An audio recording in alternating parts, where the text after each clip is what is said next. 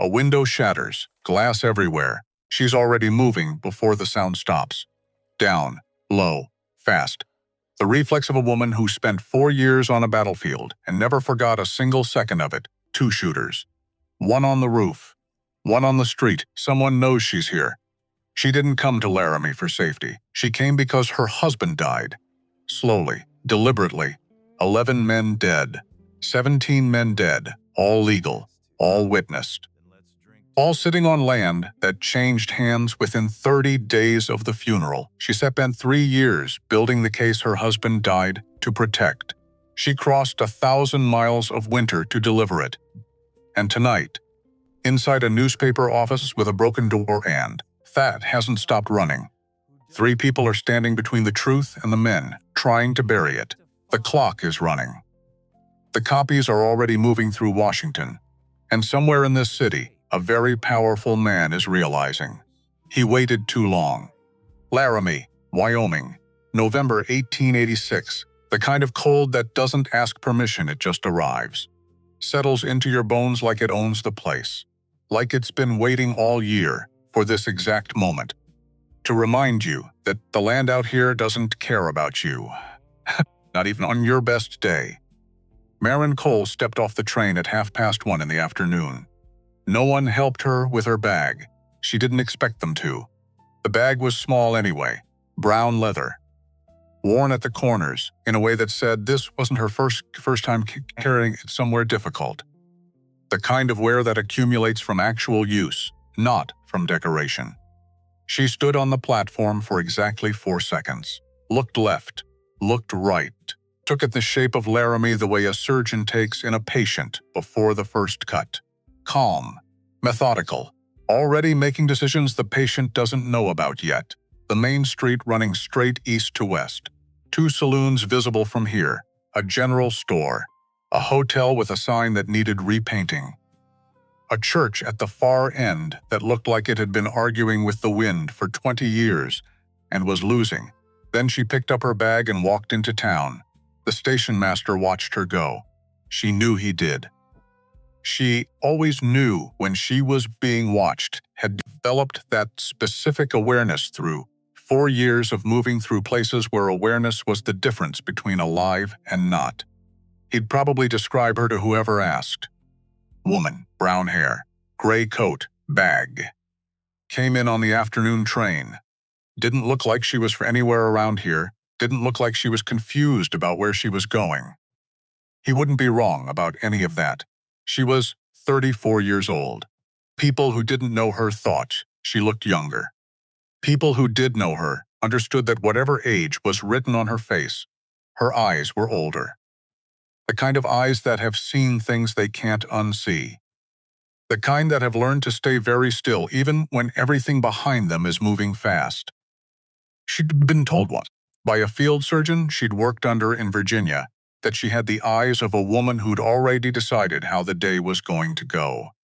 She'd taken it as a compliment. He'd meant it as a warning. Her hair was brown with copper in it. The kind of color that changes depending on the light. In the gray November afternoon of Laramie, it looked almost dark. Almost the color of the mud on Main Street that nobody had bothered to do anything about. She wore a gray coat, long, practical, nothing remarkable. That was the point. Her left shoulder sat slightly lower than her right. Not from injury, not yet, just the way she carried herself. Like she was always bracing for something. Like some part of her body had already decided that whatever was coming, it was going to come from the left. She walked to the hotel first, not the saloon. The hotel. She paid for a week in advance. The man behind the desk, thin, 50s, a mustache that had seen better decades, looked at her twice. Once when she walked in, once when she set down the money. The second look held longer. The look of a man trying to place something he can't quite name. You expecting to stay that long? He said. I'm not expecting anything, she said. I'm planning. He didn't have an answer for that. Most people didn't. The room was small, one window facing the street. A bed with a frame that creaked when you sat on it. A wash basin. A mirror that showed you a slightly distorted version of yourself. Like the world wanted you to know you weren't quite what you thought you were. Maren set her bag on the bed, opened it, took out three things: a change of clothes, a medical kit, compact, professional, the kind a field surgeon would carry into conditions where space was a luxury and time was everything, and a photograph, small, slightly bent at one corner from years of being carried in a coat pocket, a man, dark hair going gray at the temples, a serious face that had a smile hiding somewhere behind it if you knew where to look. The kind of face that held more than it showed, which was, she had always thought, one of the things that made him so good at what he did, and one of the things that had gotten him killed. Elias Cole, her husband, dead 3 years now. She set the photograph on the wash basin, where she could see it from the bed. Looked at it for a moment. Not with grief exactly.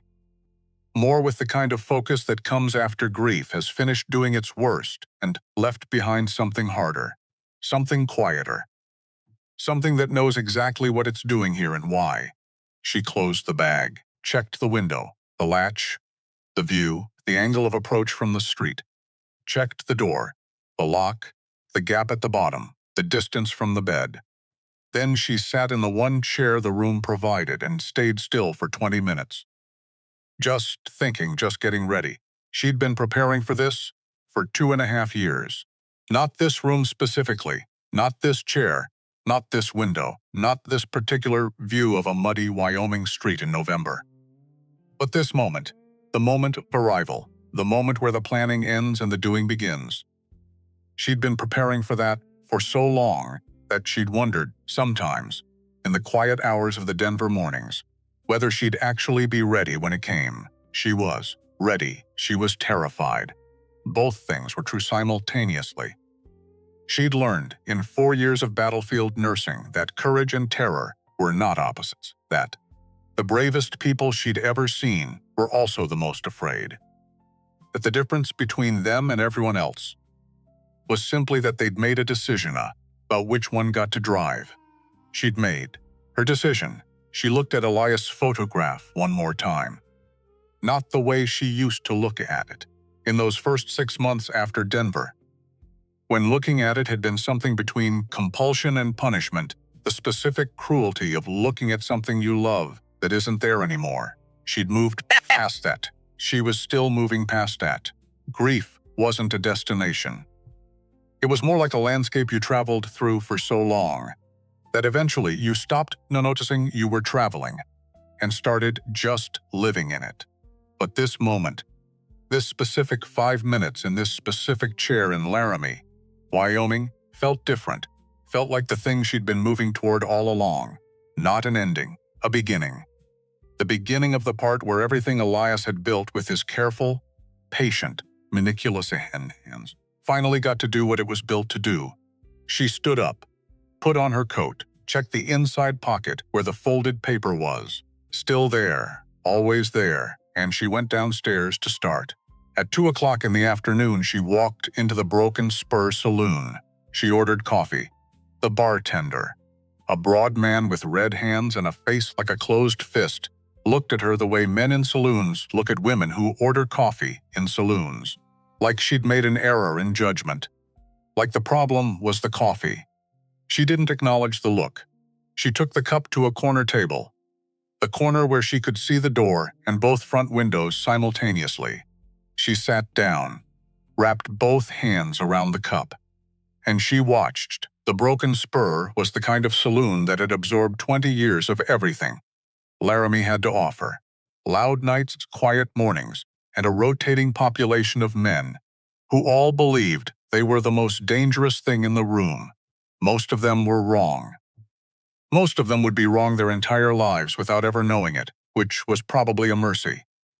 At 2 in the afternoon, the room held maybe 14 men. A card game in the back corner. 4 men, 2 of them cheating. One of them knowing he was being cheated and not yet decided on what to do about it. 2 men at the bar doing the kind of drinking that isn't about celebration and isn't about pleasure. It's the drinking of men who have decided that today is a day to be somewhere else inside themselves.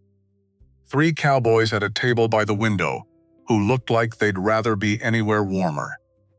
A piano player working through something slow and slightly out of tune, like the piano itself had given up caring several years ago, and nobody had gotten around to replacing it. And then there were the two men who mattered. Maren had known about them before she arrived. She'd spent 6 weeks in Denver reading everything she could find. Newspaper accounts from 3 territories, legal records. The kind of secondhand stories that circulate around men who've built reputations in small places and can't stop the reputation from growing whether they want it to or not. She'd known their names, their histories, their kill counts like ugly arithmetic that someone had done and then couldn't undo. But knowing about a man and being in the same room as him are 2 different things. She'd understood that too from nursing. You could study a wound from a textbook for years. The first time you saw one in person, the textbook disappeared, and you were just yourself in a room with something real. Decker Fane sat at a table on the right side of the saloon, 32 years old. Mexican and Irish in equal measure, which meant he'd spent his whole life being looked at sideways by everyone and had responded by becoming the kind of man nobody looked at sideways twice. His eyes were green, unusual for a man of his coloring. The kind of green you see in river water right before it gets deep, right before the bottom disappears and the current starts to matter. He was drinking whiskey. The same glass for at least an hour, based on how the level hadn't moved much. Not the drinking of a man who was there for the whiskey. The drinking of a man who was there because this was the place. Men like him were supposed to be, and he'd long ago stopped questioning the script. The script said, fastest gun in Laramie sits at a table, drinks whiskey, waits for whoever comes next. 11 men had come next. 11 men had found out what that meant. He looked young, which he was. He sat like someone who'd never had to be afraid for long enough for it to change his posture. The arrogance of a man who's been right about himself every single time he's tested. So far, Maren studied him the way she used to study patients before diagnosis. Not the obvious facts, not the green eyes and the gun on his hip, and the reputation sitting around him like weather. The thing underneath. The thing the obvious facts were hiding, what she saw. A man who was very good at something, and had never been asked to be anything else. Who'd built his entire identity on one skill, one speed, one specific thing he could do. That other men couldn't, who probably didn't know what he'd do if someone took that away. That was both his strength and his problem. And she was about to make it her advantage. August Vracas sat on the left side of the saloon, 41 years old, Greek father, Texas mother, which meant he'd grown up caught between 2 cultures that both took pride seriously and had 0 patience for weakness. The kind of upbringing that either breaks you in your 20s or puffet makes you into something that doesn't break at all. He'd become the second kind. He had the stillness that comes from having been in enough life or death situations that your nervous system stops reacting to ordinary tension. Not calm exactly. More like a thermostat that's been recalibrated for a much higher baseline. His hands were around a cup of coffee. She noticed that immediately. Coffee, not whiskey. The choice of a man who understood that clarity was a survival tool. Who'd learned, probably the hard way and more than once, that the difference between alive and dead sometimes came down to a half-second of reaction time that alcohol quietly stole from you without asking and never gave back. 9 years. Wyoming territory. The record spoke for itself, but what the record didn't say was what she knew from the files in Denver. August Vracas had been a Union soldier, then a rancher for 4 years, then a U.S. Marshal, one of the good ones, the kind who actually read the law instead of just wearing the badge. For 4 years after that. Before, Edmund Crail had managed to have him removed on fabricated charges of misconduct. After that, he'd become something harder to categorize. Not quite lawman, not quite outlaw. The kind of man who exists in the space between systems, when the systems have failed him, and he hasn't yet decided what to do about it except survive. He sat with his back to the wall. His eyes moved through the room in a slow, methodical pattern. Inventory. Every person in the room a variable he'd already accounted for, already filed, already assigned a threat level and a response protocol. His eyes reached Maren, paused not long, half a second, maybe, then moved on, continued the pattern. Professional, thorough, but something in his posture shifted, almost nothing. The very slightest adjustment in the angle of his shoulders. The kind of shift that only someone who'd spent years reading bodies for their actual content, not their surface presentation, would notice. He knew she was watching him. And he was already deciding what that meant. Neither man acknowledged the other. That was the thing that most people in the Broken Spur probably didn't fully understand. Decker Fane and August Vrakas had been sharing this territory, this town, this saloon for long enough that their arrangement had calcified into something almost formal. Opposite sides of the room, mutual awareness. A careful, unspoken contract that said, I know what you are, you know what I am. The math doesn't favor either of us testing that today. It was the kind of peace that isn't really peace. It's just two dangerous things that have decided the timing isn't right yet. That have found an equilibrium in mutual recognition. The way two predators might share a territory without conflict. Not because they've resolved anything, but because the cost of resolution is too high for either of them to pay right now. Maren understood this instantly. She also understood that she was about to break it. Not today, not this afternoon, but she was the third element now. The thing that changes the equation. And both men, whatever else they were smart enough to feel it. Were already feeling it. Were already making their separate calculations about what a woman who orders coffee and sits in the corner watching them might represent. She finished her coffee. Ordered another. She had time. She'd paid for a week. On the second day, she found the apothecary.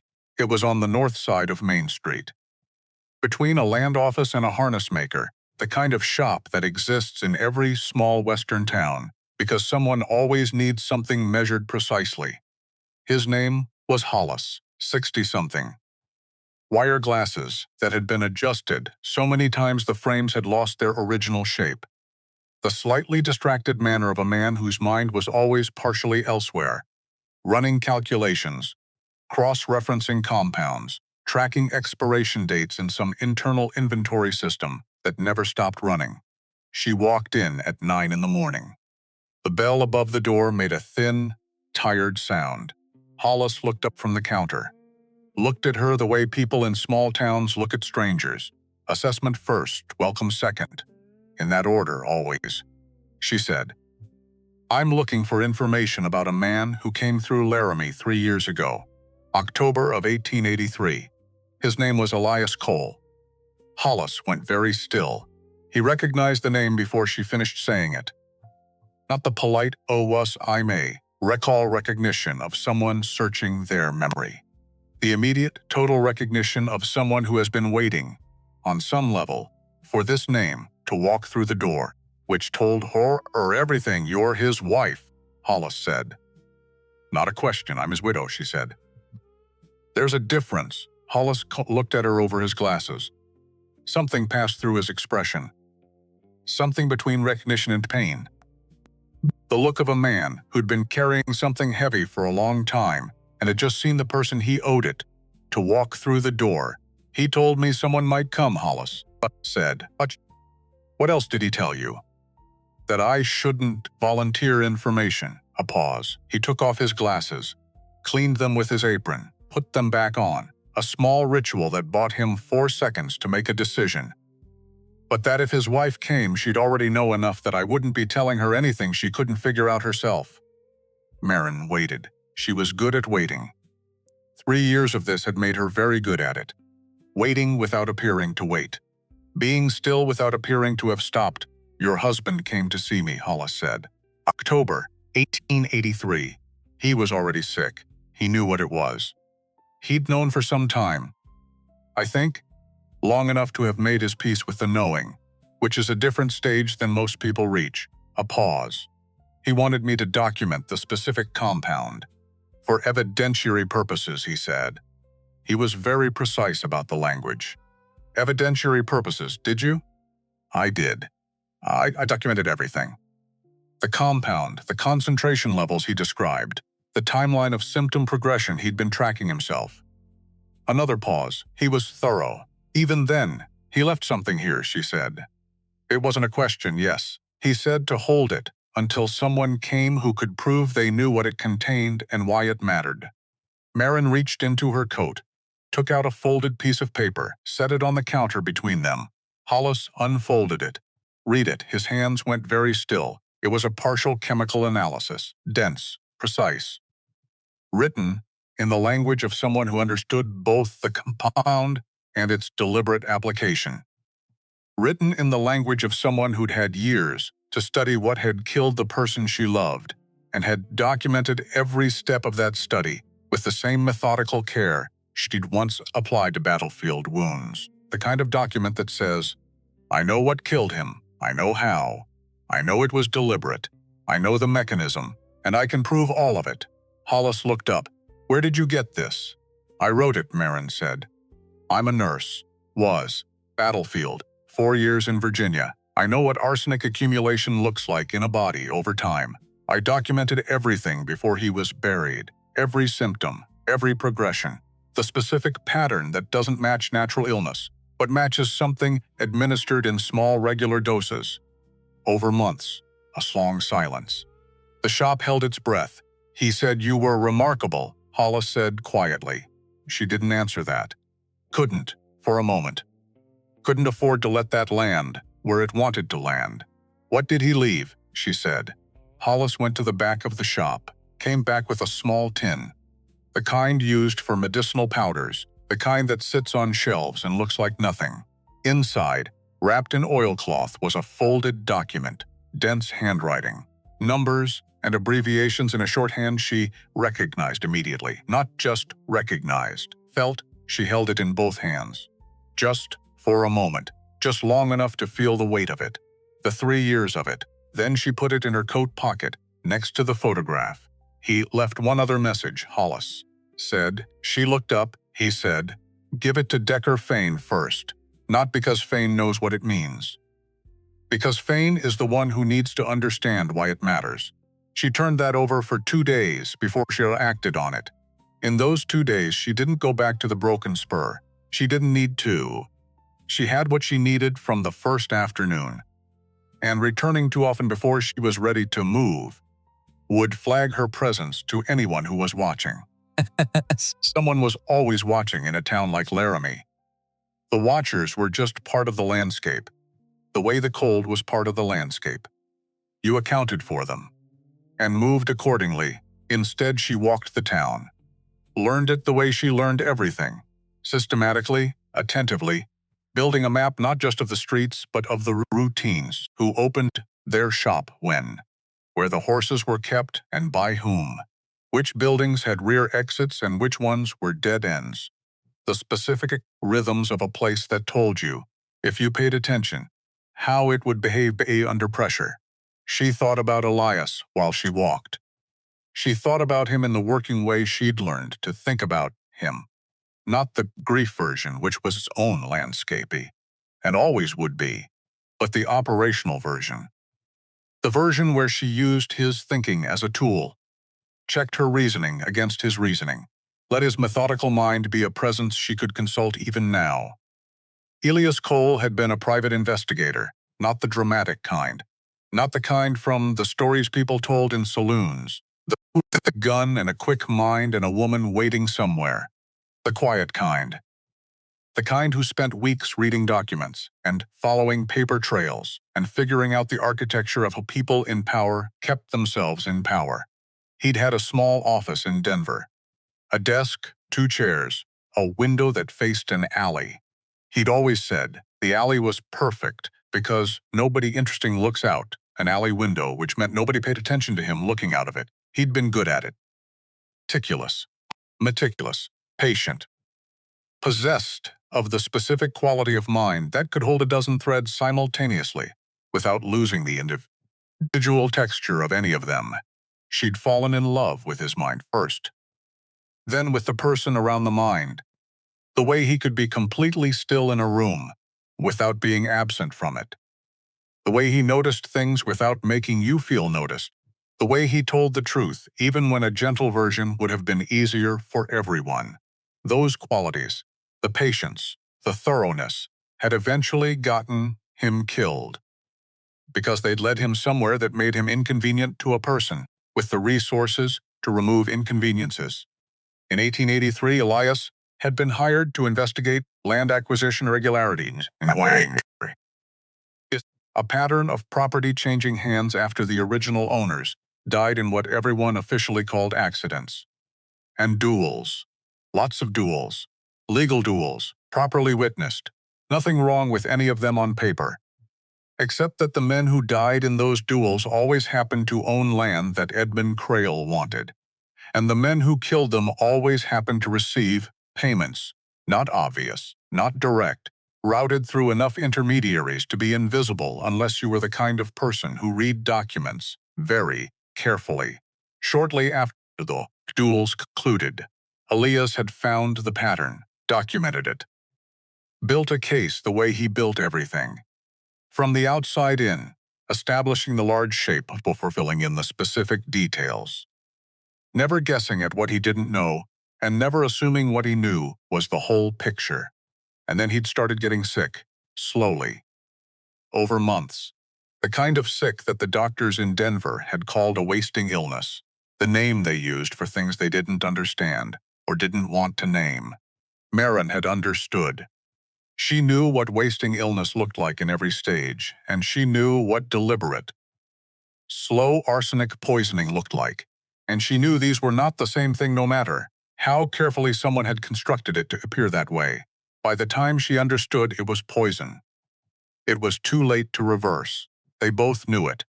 Elias had spent his last 2 months not resting, not saying goodbye. Working, building everything he could while he still had strength to build. He'd traveled to Laramie himself, 3 months before he died. She hadn't known why until after. Hadn't found the letter until 6 weeks after the funeral, tucked into the spine of a medical textbook she referenced so rarely that it had taken her that long to find it. She'd been sitting at his desk, going through his things for the 3rd time, looking for anything she'd missed, and the book fell open and the letter slid out, and she'd sat for a very long time before she picked it up. The letter said 3 things. The evidence is with someone who doesn't know he has it. August Vracus knows the cipher. Don't trust the courts. Trust the press. She'd spent the next 2.5 years understanding those 3 sentences, following threads, building the picture, making sure that when she came to Laramie, she came knowing exactly what she was walking into. Decker Fane, the fastest gun in Laramie. 11 men dead in duels. Not the person you'd naturally identify as a courier for sensitive documents. Not the person you'd trust with something this important. Not the person you'd choose, unless there was a reason Elias had chosen him that wasn't about trust at all. She went back through what she knew, Elias's files, the notes she'd reconstructed from memory, and from the fragments she'd collected over 3 years. The paper trail, the connections, the patterns that Elias had been so good at finding, and that she'd spent 2.5 years learning to find herself. Colorado, 1879. A wrongful execution order issued for a young man, half Mexican, charged with a killing he hadn't committed. The evidence had been fabricated by a land speculator who wanted the young man's family off their property. The order had been overturned 48 hours before it was carried out, based on a private investigator's evidence submitted to a sympathetic judge. The private investigator's name wasn't in the public record, but she knew Elias's cases. She knew his handwriting in the margins of the legal documents she'd found in his office after he died. She knew the way he organized his files. She knew which cases he'd taken pro bono because the person couldn't pay and the injustice was too clear to walk away from. Elias had saved Decker Fane's life in 1879. And Decker Fane had spent the next 7 years becoming the kind of man no one would ever try to execute again. Not the kind of man who built himself into something powerful out of ambition. The kind who built himself into something powerful out of fear. Out of the deep, structural fear of a person who has been helpless. Once in the most complete way a person can be helpless, and has decided, has made a bone-deep, permanent decision that it will never happen again. Elias had understood that. He'd chosen Decker, not because Decker was trustworthy in any conventional sense. He'd chosen Decker because Decker owed him a debt that Decker didn't even know he owed, because Elias had never told him, had never asked for anything in return, had simply done what needed to be done, and disappeared from Decker's life as quietly as he'd entered it. Because that was the kind of man Elias was, the kind who did things without needing them acknowledged, who built connections quietly and left them like seeds in the ground for other people to find when the season was right. Her throat tightened, just for a second, just for the length of one breath. Then she put it away and started planning. She went to the Broken Spur on the third afternoon, found a corner table, ordered coffee again, waited until she understood the rhythms, who looked at whom, who deferred, who pretended not to notice things they were absolutely noticing. Then she crossed the room toward Decker Fane. He saw her coming. His hand moved not to his gun, but toward it. The instinct of a man whose body had been trained to treat any approaching unknown as a potential threat. Not dramatic, not threatening. Just the automatic calibration of someone whose nervous system has learned a specific lesson. She sat down across from him without being invited. He stared at her. "You have something that doesn't belong to you," she said. "You don't know you have it. That's going to change." A pause, the length of a breath, the length of a decision being made. "Who are you?" he said. "My name is Maren Cole." She held his gaze. "Elias Cole was my husband." Something happened in Decker Fane's green eyes, something she'd been expecting but still needed to watch for. A flicker. Fast. The kind that people who don't know faces would miss entirely. Recognition. And underneath it, something older, something uneasy. The specific discomfort of a man who has been carrying something he didn't fully understand and has just been told why he was given it. "I don't know that name," he said. He was lying. She'd known he would. "That's all right," she said. "You don't have to know it out loud." She reached into her coat and put something on the table between them. A man's ring, gold band, simple. Worn smooth on the inside from years of constant wear. The wear of a ring that was never taken off. That was present in the cold and in the heat and in everything in between. Elias's wedding ring. She watched Decker look at it, watched his jaw tighten, watched him try to keep his face where he'd put it and fail. Just slightly, just at the very corners of his eyes. "A man gave that to me for safekeeping," Decker said. 3 years ago, passing through. Said he might not be coming back this way. His name was Elias Cole," she said. "He was dying when he gave it to you. He knew what was happening to him.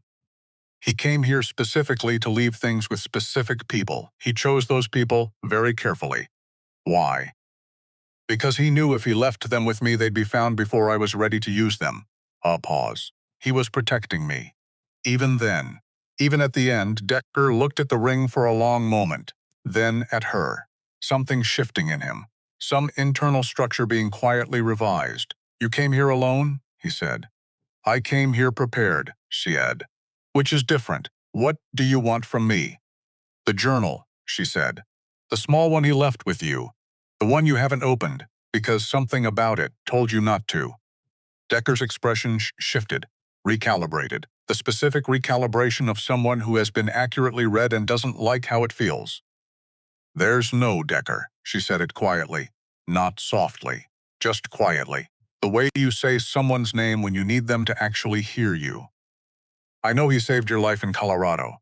He never told you his name. I know that too. I know you've spent 7 years being the kind of man no one would ever try to for something he didn't do.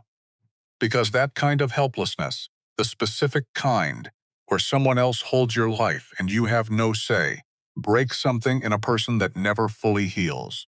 He understood that. He counted on it. Not because he wanted to use you, because he trusted that you'd know, when the time came, what to do with what he left. A long silence. The piano player changed songs. Something slightly faster. Something slightly more alive, as if even the piano was paying attention to what was happening at this table. Decker looked at the ring still sitting between them. "He told you all that?" he said. Not quite a question. The question of a man trying to understand how much of himself has been seen. "He told me enough," she said. "I figured out the rest." Another pause. Longer this time. "The length of a man making a real decision. It's not an envelope," Decker said finally. "It's a journal. Small one. Pages mostly empty except the first 12. I know. You knew before you sat down. I knew what it was. I didn't know where he'd left it until yesterday." She met his eyes. Held them. "I'd like it back, please." He didn't give it to her that afternoon. She hadn't expected him to. Trust isn't a switch. Especially not for men who've built their entire existence around being impossible to take by surprise. Asking Decker Fane to hand over something important to a woman who'd walked into his saloon and known things she shouldn't know. That was asking him to override 6 years of survival instinct in one conversation. You don't do that in an afternoon. You do it over time, with patience, and you give the person room to arrive at the decision themselves. She gave him 2 days. On the 5th day of her stay in Laramie, Decker came to the hotel. He didn't knock loudly. 2 quiet raps on the door, the kind that leave room for plausible deniability. The kind that say, "I'm here, but I haven't fully committed to what that means yet." She opened it. He stood in the hallway with his hat in his hands. Something she hadn't expected. The hat. The holding of it. The small, unconscious gesture of a man who was doing something outside of his usual behavior. And his body knew it, even if he hadn't fully acknowledged it. He held out the journal. She took it. Careful. Both hands. "I want to know what's in it," he said. "You will," she said. "Not yet." He looked at her for a moment. Something working behind his eyes that she couldn't quite read, which was unusual for her and meant it was complicated. "He was a good man," Decker said. "The one who gave me that. I didn't know his name. But I knew he was. There aren't many people who would do what he did, who would go to that trouble for someone they didn't know, who would do it and then just walk away." She held the journal carefully, didn't open it. "Not yet, no," she said quietly. "There aren't." Decker put his hat back on, adjusted it once. The motion of a man reconstructing his composure piece by piece, putting himself back where he usually lives. "What happens next?" he said. "Nothing yet," she said. "Go back to your table. Drink your whiskey. Act like this didn't happen." A pause and then I'll need you to do something much harder than giving me a journal," she said. "But not today," he nodded once. Turned. Walked back down the hallway. His footsteps quiet and even. The walk of a man who's decided something. Without quite finishing the sentence, she closed the door. Leaned against it. Let out a breath she'd been holding since she arrived in Laramie. Not all of it, but enough. Then she sat on the edge of the bed with the journal in her lap and opened it carefully. The way you open something you've been moving toward for 3 years and aren't sure you're ready to hold. Elias's handwriting. Small and precise. The handwriting of a man who thought in organized columns, even when the subject matter was anything but organized. She knew every loop and angle of it. Had spent 3 years with the documents he'd left, learning to read not just what he wrote, but how he wrote it. The pressure of the pen. The tightening of the letters when he was tired. The slight forward lean when he was certain about something. The first page was a date. October 14, 1883. Below it, 2 lines. If you're reading this, you already know most of it. Yes. What follows is the part I couldn't send through normal channels. Start with August Vracas. He's the key you don't know you need yet. She read all 12 pages, twice, thus. Then a third time, slower. The way you read something when you need to understand it at every level simultaneously. The surface meaning, the implication, the architecture of what's being built. When she finished, she sat very still for a long time. Outside the window, Laramie went about its November business. Men on horses. A wagon moving through mud. Wind coming down from the north in the particular way Wyoming wind comes. Not politely, not gradually, but decisively. Like it made a choice. She understood now why Elias had sent her to Decker first. The journal confirmed what she'd suspected about the land scheme, the duels, the systematic elimination of anyone who stood between Edmund Crail and what he wanted. But it also confirmed something she fully understood. Until this moment, the evidence was real. But it was incomplete.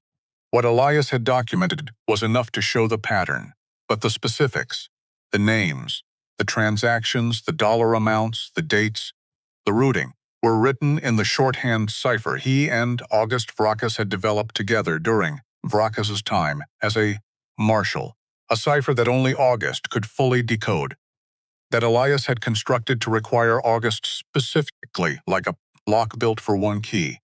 Which meant August wasn't optional. August was the whole second half of the equation. And approaching August Vrachas was a different kind of problem than approaching Decker her Fane. She watched August for 3 more days before she moved, learned his patterns. When he arrived at the Broken Spur, 10 o'clock always, with the regularity of a man who's made routine into armor. When he left, between 4 and 5, depending on whether anyone came to challenge him, which happened occasionally, since his reputation drew that kind of attention like a specific kind of weather. She watched how he handled the challengers.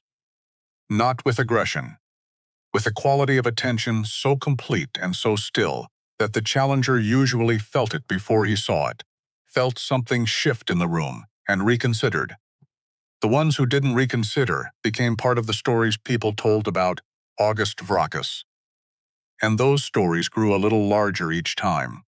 She noticed something else, something she hadn't found in the Denver files, because files don't capture this kind of thing. August Vrachas was tired, not sleepy, not slow, the deeper kind of tired. The kind that takes up residence in a man's eyes and his shoulders, and the particular way he holds his coffee cup. Like it's the one thing in the room he can trust completely. The one thing that will be exactly what it promises to be. The exhaustion of a man who has been something he didn't choose to be for long enough. That he can't quite remember what he was before. Who has lived so far outside of who he was that the original version of himself has become something like a foreign language. He can still translate, but it requires effort. She recognized it. She'd seen it in battlefield hospitals, in men who'd done what was asked of them for so long, that the question of what they actually wanted had become something almost embarrassing, something they wouldn't let themselves directly. She'd learned those 4 years that the most useful thing you could sometimes do for a person in that state wasn't to treat their wound, it was to see them, to see the person underneath the wound and the fatigue, and the story that had accumulated her approach. She would intend to come at August the way she'd come at Decker. Direct. Clear. Here's what I know. Here's what I need. Here's why you should help me. Information as leverage. Clarity as tool, but August Vrachas wasn't Decker Fane. Decker was young enough that the right information could break through his defenses like light through a crack in a door. Sudden, unexpected, illuminating everything it touched. August had spent 41 years building walls that were considerably more signal. Information wouldn't break through those. He'd filed it, assessed it, and found the safe place to keep it where it couldn't trouble him. What August needed wasn't information. He needed to be seen. She made her first move on the 8th day of her stay. She sat at the table closest to August's usual spot. Not right next to him. That would have been confrontation, which was exactly wrong. 2 tables away. Close enough to talk without raising her voice. Far enough to leave him the option of pretending he hadn't noticed. She ordered coffee. He looked at her once. The inventory assessment. Filed her. Made the initial classification then. You've been watching me, not accusing, stating it. The way you state a fact. Yes, she said. No elaboration, no apology, no defensiveness. Just the confirmation of something true. What do you want? To sit here and drink coffee, she said. If that's all right, a pause. He studied her the way he studied everything. Thorough, unhurried, already several moves ahead. The difference between a man who's been in danger so many times that it's given him a second set of senses, and a man who's simply on guard. That's all, he said. For today, she said. She drank her coffee. He drank his. The silence between them had texture to it, the specific texture of two people who are each used to silence and have independently decided that filling it would be a mistake, that the silence itself was communication, if you let it be. After a while, you've been here 8 days. 9 tomorrow. You're not from Laramie. No. What are you doing here? She looked at him directly. Finishing something my husband started. Something shifted in his expression. Almost invisible. The kind of shift you only catch if you're watching for it, specifically, if you know what you're looking for. Your husband, he said. Elias Cole. August Vrachis went very still. Not the stillness of a man who's calm. The stillness of a man who's been hit somewhere that was protected and the protection wasn't quite enough. He's dead, August said. His voice was even. Carefully even. The evenness of effort. 3 years ago, she said. Arsenic poisoning. Administered slowly over 4 months. Designed to look like a natural illness. August's hands were on his coffee cup. She watched his knuckles. I'm sorry, he said. And it wasn't the reflexive condolence of social obligation. It was the specific weight of a man who is sorry for something he feels partly responsible for. The kind of sorry that has a specific shape. He left notes, she said. A journal. Instructions. He sent me to you. A long pause. When did he come to Laramie? August. October 1883. I was here then. A pause. He didn't come to see me. No. He came to see someone else. But he left instructions that led here. She let that sit. He knew you'd be here eventually, or that I'd find you. August looked at his coffee. Then out the window. The kind of looking that isn't about what's outside. It's about buying time. Keeping your face in the right place while something reorganizes itself behind it. What did the journal say? He said. It said you're the only one who can finish the cipher.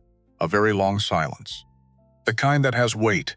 It's been 3 years, August Saged. I know. Crail isn't going to, I know, she said again. I'm not asking you to decide today. He looked at her. The full weight of his attention. The kind that would make most people adjust, lean back, find somewhere else to be with their eyes. She held it.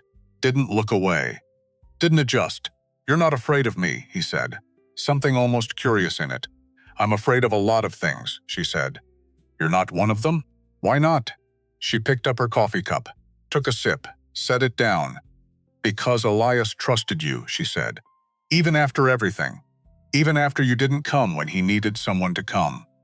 She let that land, gentle but accurate. He still trusted you. He built you into the plan as the essential piece.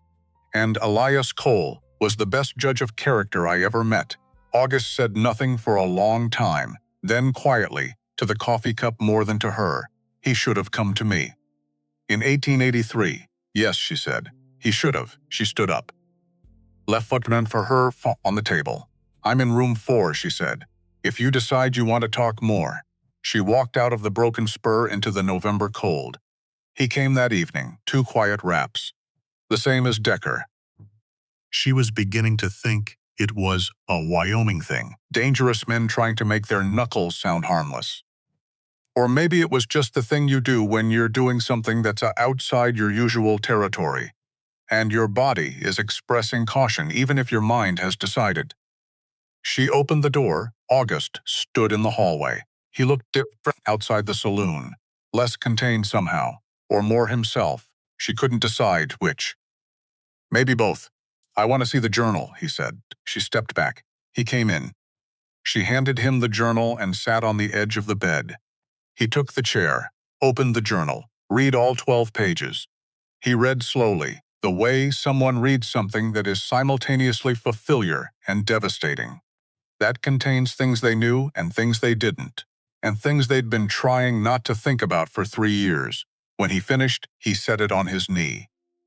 Didn't look up immediately. He knew the compound, August said. The cipher we built. He used the structure but not all the symbols. Can you decode the rest?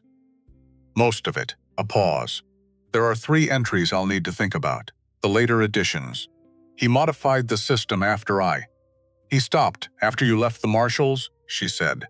After I was removed, he said, correcting her gently. But also correcting himself. Making himself say the accurate thing. The thing that acknowledged what had actually happened, instead of the softer version that felt less like failure. After you were removed, she said. Accepting the correction. Using his language. He nodded once.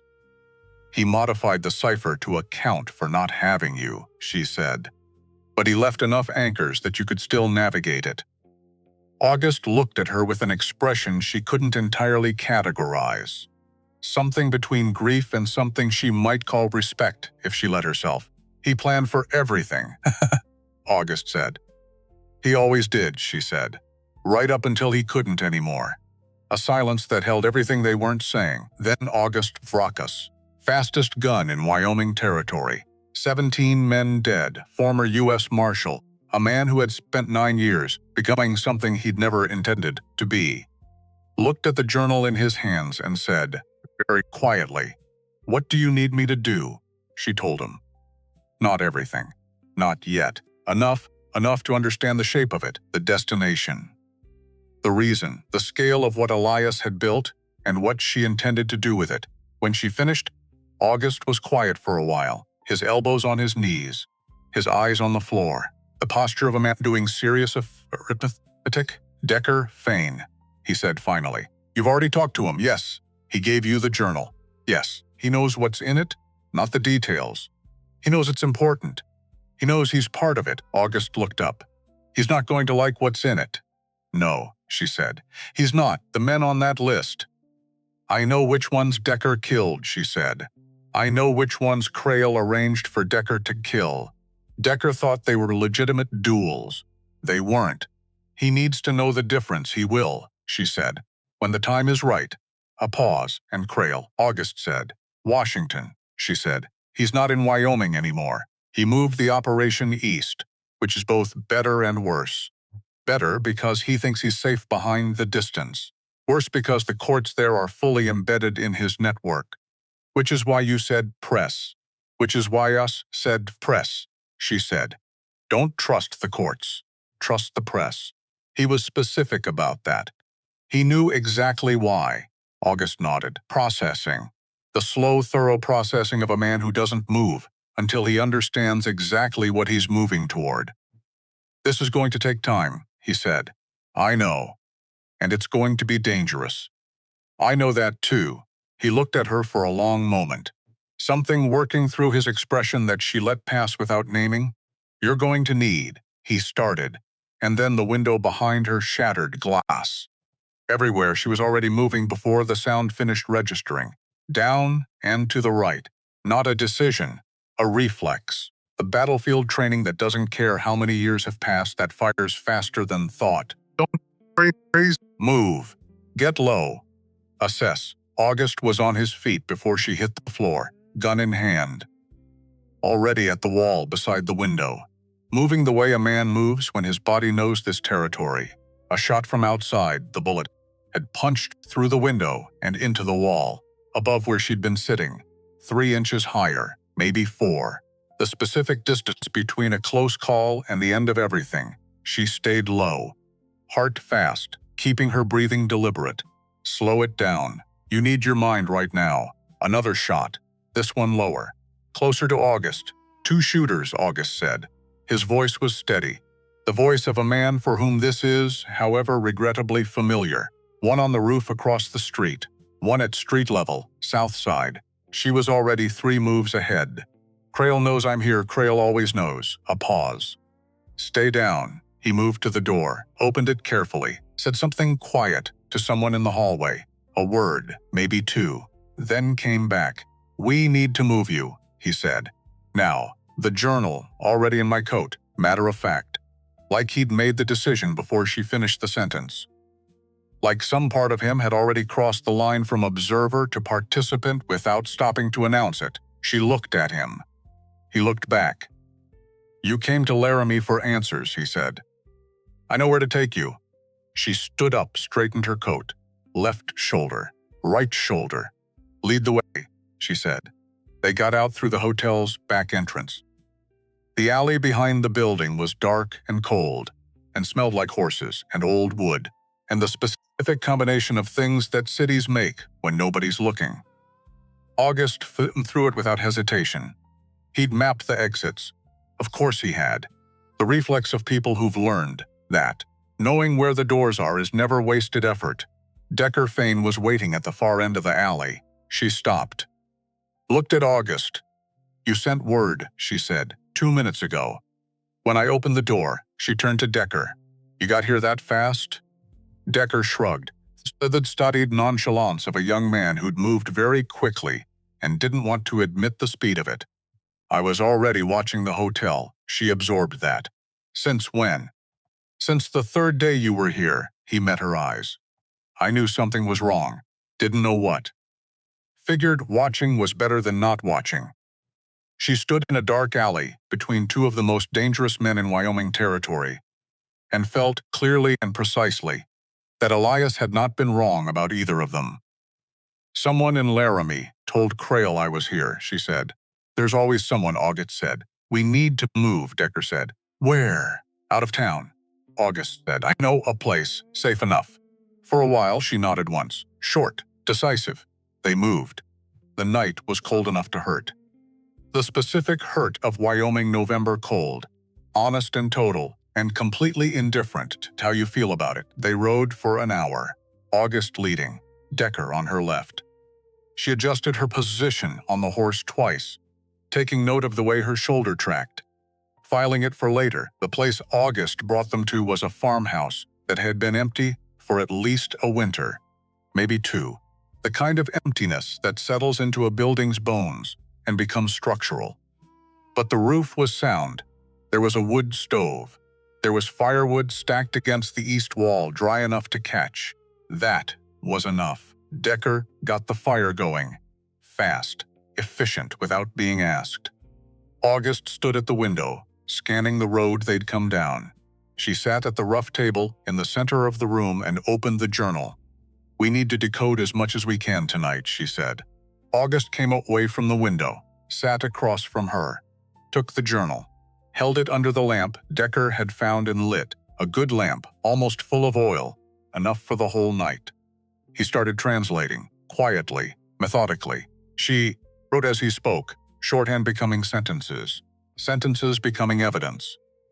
Named and dates and transaction amounts and the routes of routed payments laid out, with the terrible clarity of something that was always there, but had been made invisible by design, by the careful, patient, deliberate design of a man who understood that the best hiding place for a crime is right inside the systems that are supposed to prevent crime.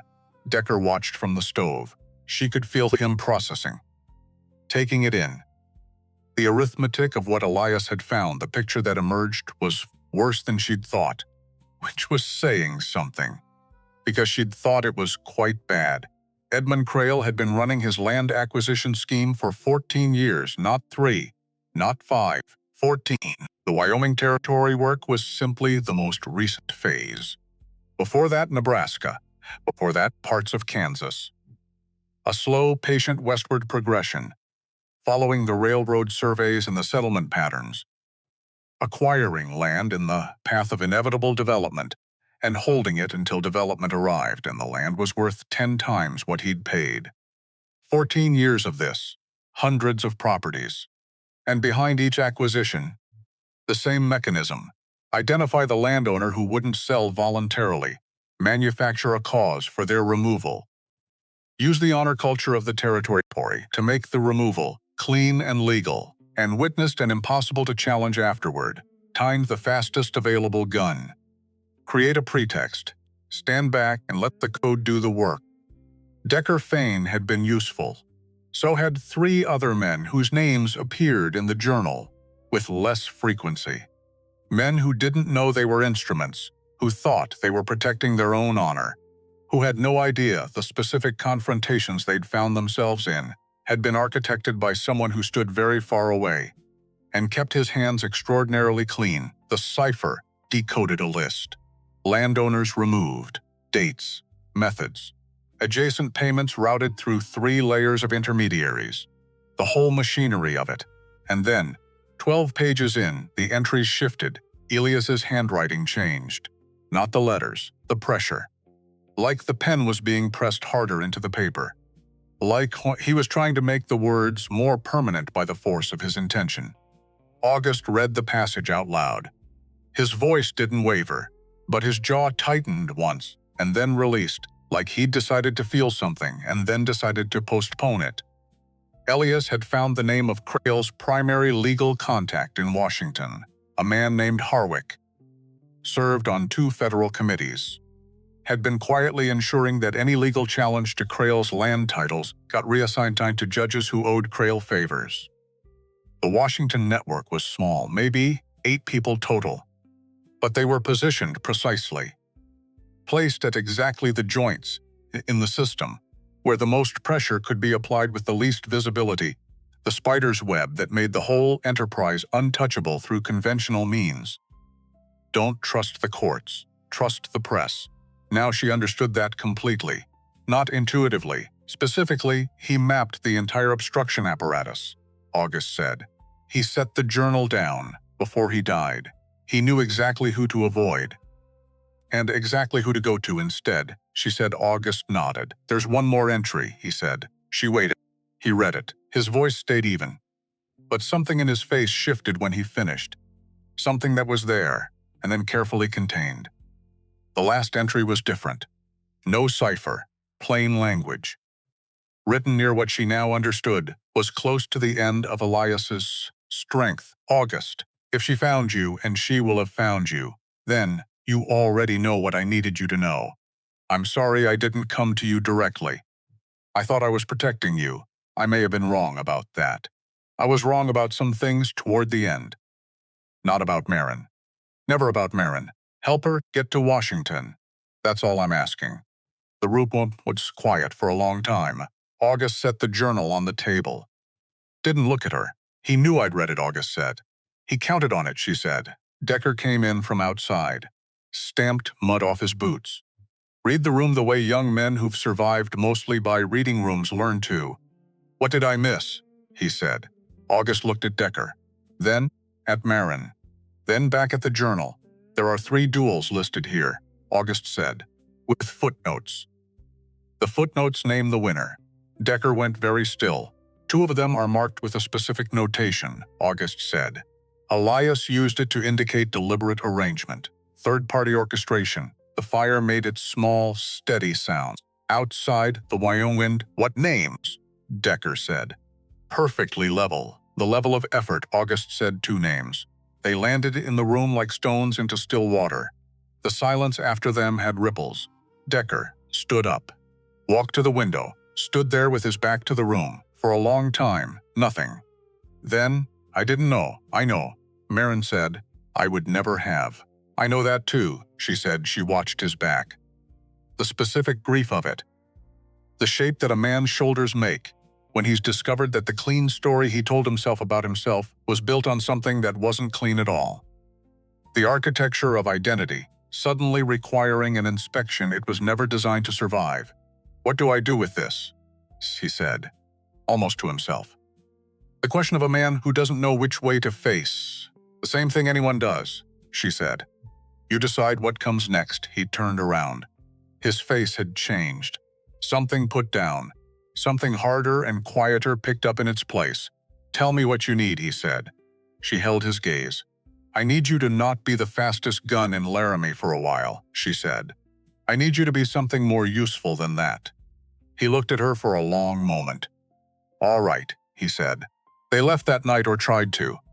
The plan was straightforward, in the way surgery is straightforward. In the way everything is straightforward. You're actually doing it, and the unexpected begins. August had arranged passage east on a supply train from the freight depot on the south end of Laramie. Quiet. Not the passenger line. The kind of train that moves goods, not people, and doesn't keep careful records of either.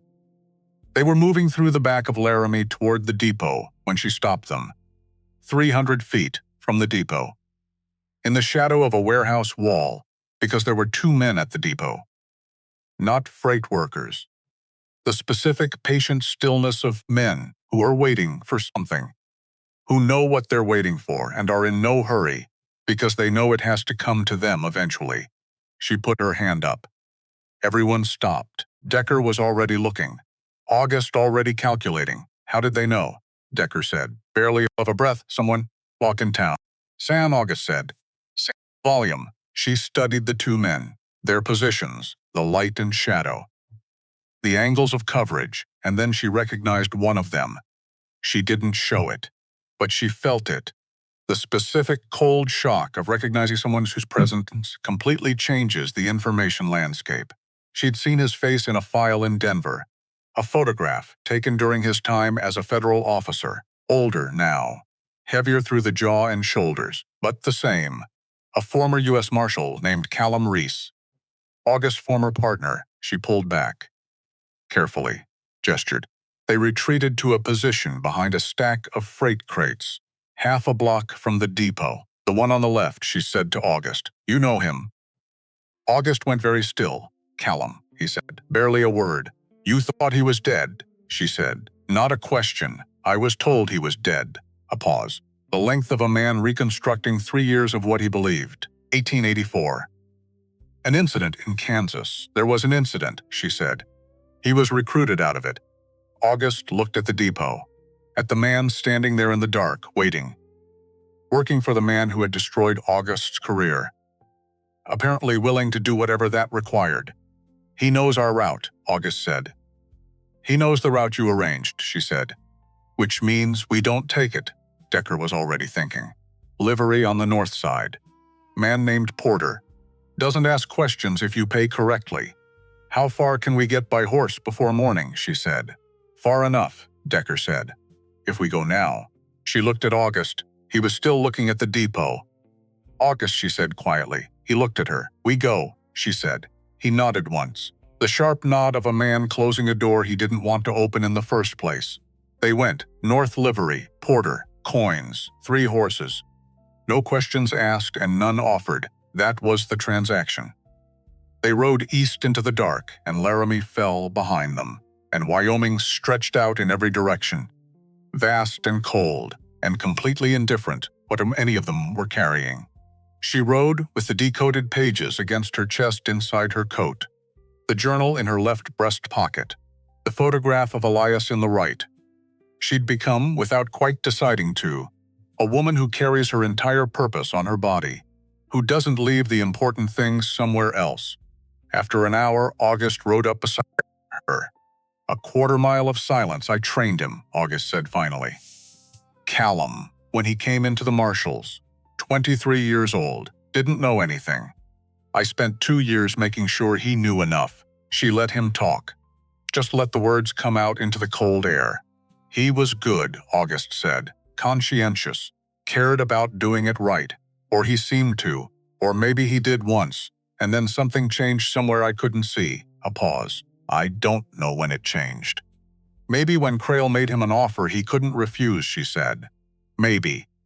Or maybe before that. He was quiet a moment. Maybe I missed something. She looked at the dark landscape ahead. Stars very bright, very far. People make choices, she said. Sometimes the choices don't have a clear origin point. Sometimes they just accumulate until the person is somewhere they didn't exactly decide to be, one step at a time. A pause. That doesn't mean you missed something. It means he chose. August said nothing. But his posture shifted slightly. One corner of something heavy lifted. She didn't draw attention to it. 6 days of riding with brief stops at settlements small enough to not remember anyone. She'd been injured before. Battlefield. 3 years of treating others hadn't made her arrogant about her own body's limits. She knew what a sustainable exhaustion felt like, and she knew what borrowing against. felt likes. FidSec, she'd been in the second category for 2 days, managing it, adjusting without alarming anyone, because worry used time. And time was the thing none of them had enough of. A small town. She didn't catch the name. A single street of buildings doing their best against the Nebraska wind. A boarding house run by a woman of approximately 70 who asked no questions, made extraordinary coffee, and had the quietly competent manner of someone who'd long ago made peace with the fact that the world stands interesting through small doors and the best you can do is feed them and let them rest. She slept 6 hours. The deepest 6 she'd managed in weeks. When she woke, she felt the shoulder, not the way she'd been feeling it. The low-grade awareness she'd been managing. Different. Something had shifted in the joint during the riding. Something that was reporting a problem, not warning of one. She sat on the edge of the bed in the small boarding house room and moved her arm slowly through its range. She could lift it to shoulder height. Above that, it locked. The specific pain of something structurally wrong, rather than simply overworked. She assessed it the way she would have assessed it in a field hospital, clinically, without emotional content. What can it do? What can't it do? What will that mean if she has to use it quickly? The honest answer: not everything she might need it to do. She strapped it differently, adjusted her coat, then went downstairs for coffee, because coffee was one of the few things that remained exactly itself, no matter how everything else shifted. Decker was at the table already. He looked up when she came in. His eyes went immediately to her shoulder, to the different line of her coat. He didn't say anything about it, which she appreciated more than she would have been comfortable expressing. "August's outside," he said.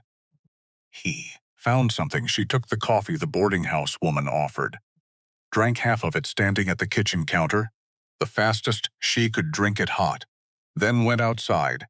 August was at the far end of the narrow backyard. Not alone, a young man, maybe dusty in the way of someone who'd been riding hard for days. He followed from Laramie, August said.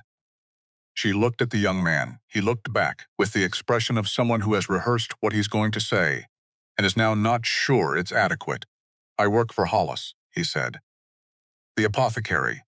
She waited. "Mr. Hollis sent me to tell you something. He found out after you left. Said you needed to know before Washington." What did he find out? The young man produced a folded note, handed it to August, which she noted. He'd handed it to August, not to her, which meant he'd made an assessment of the group's structure and gotten it wrong. Which was interesting information in itself. August read it. Something changed in his face. He handed it to her, 3 sentences in Hollis. "The document you took is not the only copy. Elias made 2. The second copy is in Crail's possession. He knows exactly what is in it."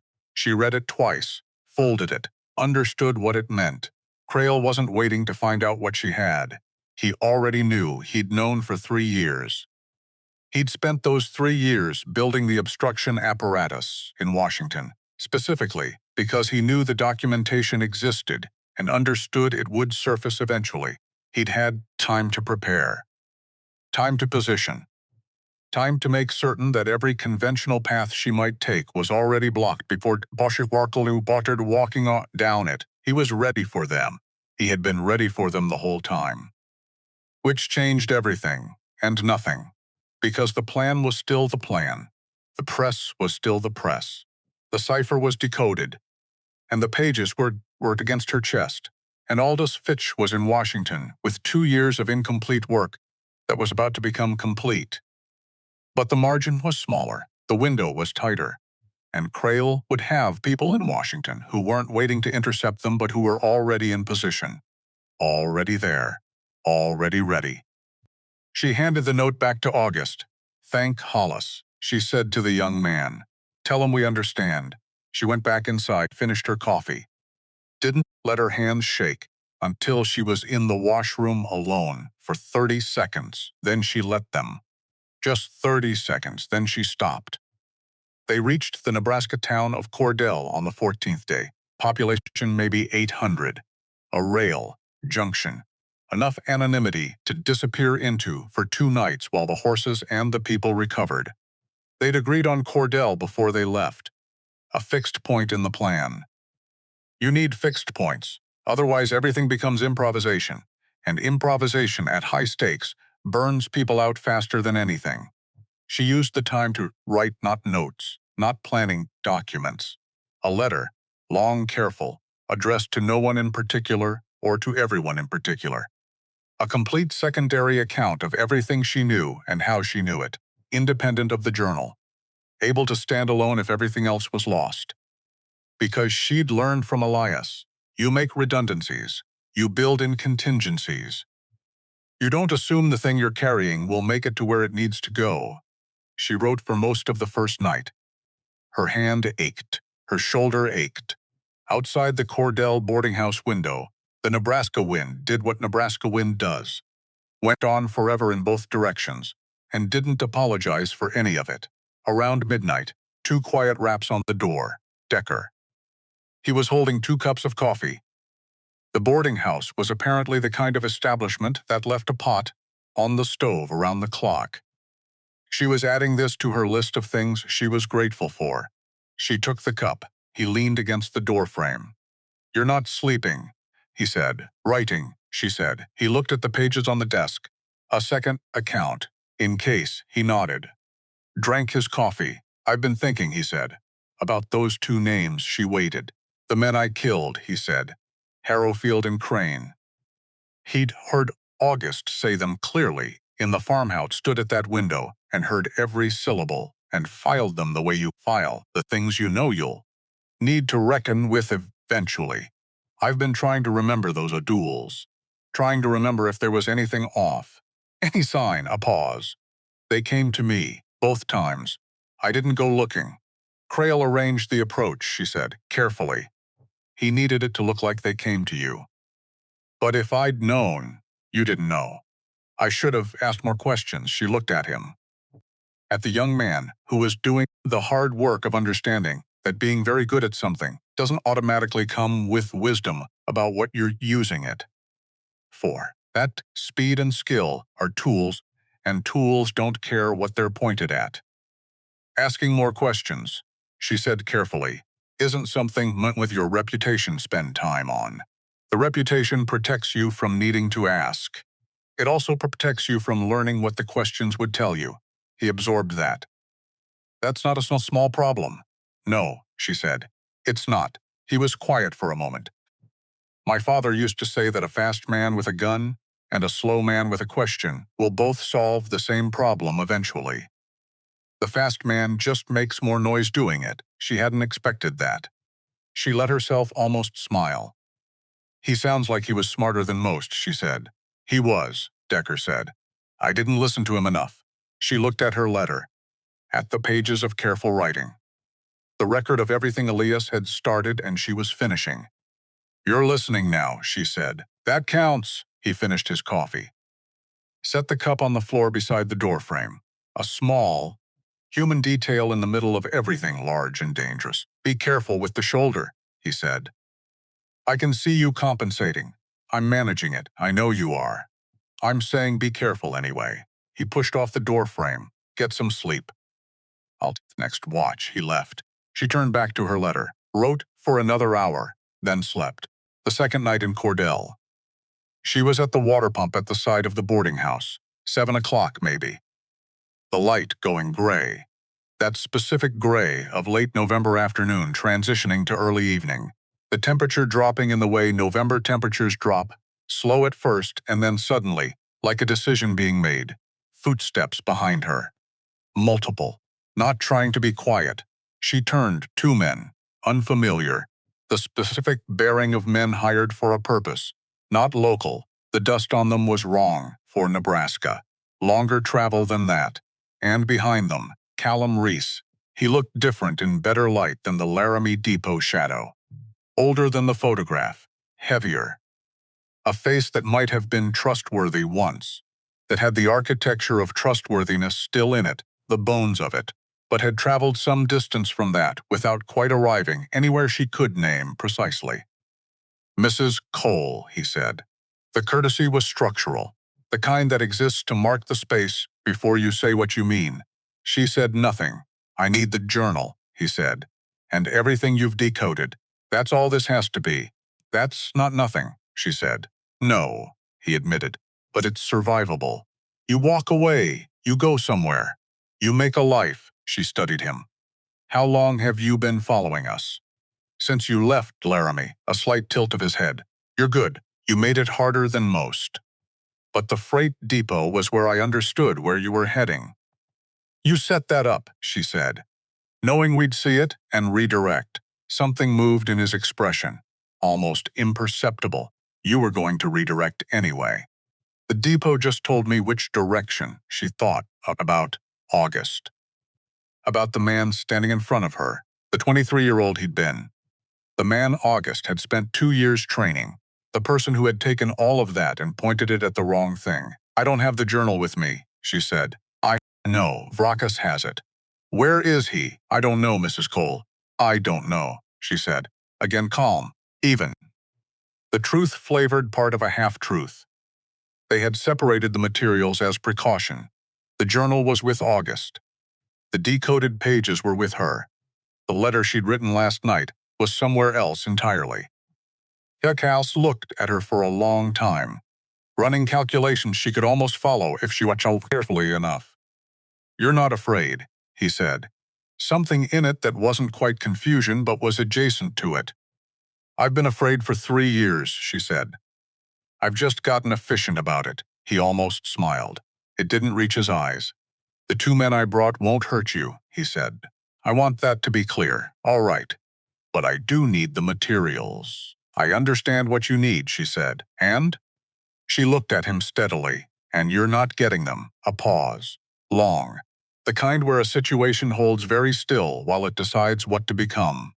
Then, August Vrachas stepped out of the shadow of the building to her left, gun drawn. Pointed at Callum. Face completely still, Callum turned. The 2 men with him moved. Decker came around the other side, gun up.